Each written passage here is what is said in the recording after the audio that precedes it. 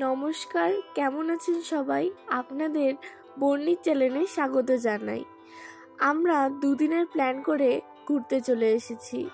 যেহেতু আমি ঘুরতে খুব ভালোবাসি, তাই আমরা অনুকূল ঠাকুরের মন্দির দেওঘরে এসেছি। আমরা কুচবিহার থেকে ট্রেনে উঠেছি। আগরতলা টু দেওঘর এক্সপ্রেসে আমরা উঠেছি।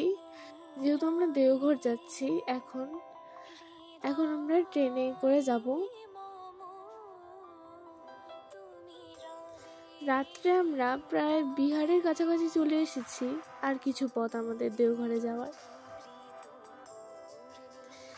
প্রায় ভোরবেলায় আমরা দেওঘরে পৌঁছে গেছি, 5টা সাড়ে 5টার দিকে। সেই টাইমটা দিনের আলো ফুটতে না ফুটতেই আমরা দেওঘরে টোটো নিয়ে ঘুরতে শুরু করেছি।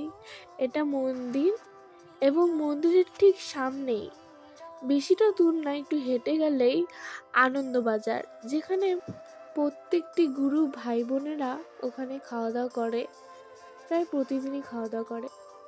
এখন আমরা মন্দিরের ঠিক ভেতরে। এখানে যে ভিডিও সমস্ত কিছু করতে দেওয়া হচ্ছে না, তাই আমরা মন্দিরের ঠিক বাইরেই আমরা ভিডিও করছি। এখানে খুব সুন্দর বিভিন্ন রকমের পশু পাখি সমস্ত কিছুই। তারপর প্রায় দুপুর গড়াতেই আমরা চলে আসলাম আনন্দবাজারে। এখানে প্রায় কয়েকশো লোক আনন্দবাজারে খাওয়া দাওয়া করে প্রতিদিনই। বিকালবেলা আমরা আবার ঠাকুরের মন্দিরে চলে এলাম, কিন্তু যখন আমরা চলে আসলাম তখন প্রায় 8টা বাজে। তখন দরজা বন্ধ ছিল। আমরা বাইরে থেকেই ঠাকুর মন্দির দেখলাম।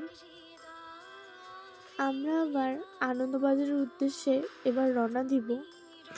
আপনারা সবাই ভালো থাকবেন, সুস্থ থাকবেন এবং আমার পাশে সবসময় থাকবেন। লাইক এবং সাবস্ক্রাইব করে।